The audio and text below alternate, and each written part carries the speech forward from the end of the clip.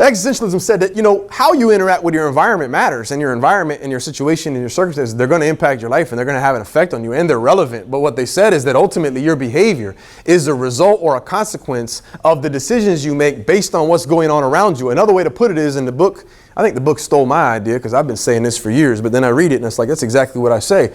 And I've always said this, maybe on an unconscious level, I picked it up from the book years ago, but the metaphor is a good one to use.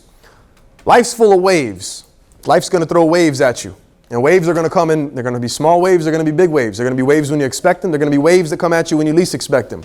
Life's going to throw waves at you. And what I've found is, and what the existentialists really believe and agree with, is that you really have three choices, three options in life when it comes to waves. And really, we'll call the waves life, because life throws waves at you. So life happens, right? You have three choices in life when we're talking about those waves. Let's just stick to the waves. Three choices when we're talking about these waves. The first choice is to give up and drown.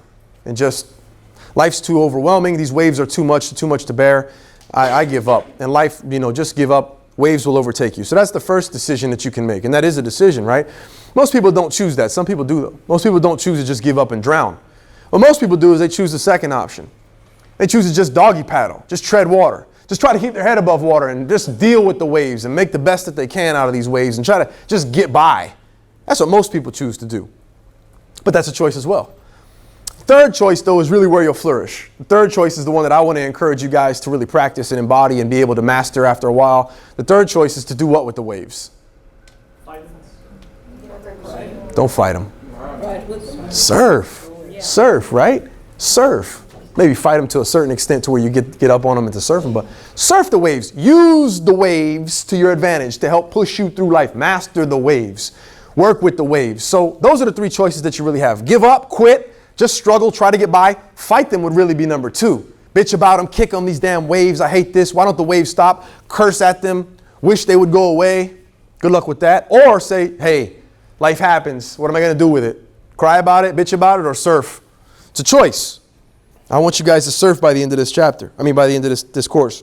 Is it go with the flow? The third one? Sure. Go with the flow, but don't just passively go with the flow, or else you'll end up drowning, because waves will take you over if you just go with where they want to take you. Use the waves. Dance with the waves. Understand them and get in with them and learn them and just use them to your advantage actively. We'll talk about one of my main focuses in life, and one of my underlying philosophies comes down to a simple concept, a really simple principle, which is, are you living a passive life or are you living an active life? And when I say active life, a lot of people think about exercise and working out and going to the gym. That's not what I'm talking about. That's a good look too. But when I talk about passive and active, what I'm talking about is, are you in control of your life? Are you in charge? Are you steering? Are you holding the wheel? Are you actively making the decisions to determine your destiny? Or are you just kind of going with the flow? Now, in times when you can't control things and it's outside of your control, and you know that, then you need to go with the flow to kind of give in to a little bit about that. But as I'll talk about in a second, it's the wisdom to know the difference that we're looking for. So it's good to have that in your skill set to be able to go with the flow. But ultimately what you want to do is you want to be the one that's in control and the one that's holding the wheel. Because if you live a passive life, you're living in reaction to everything.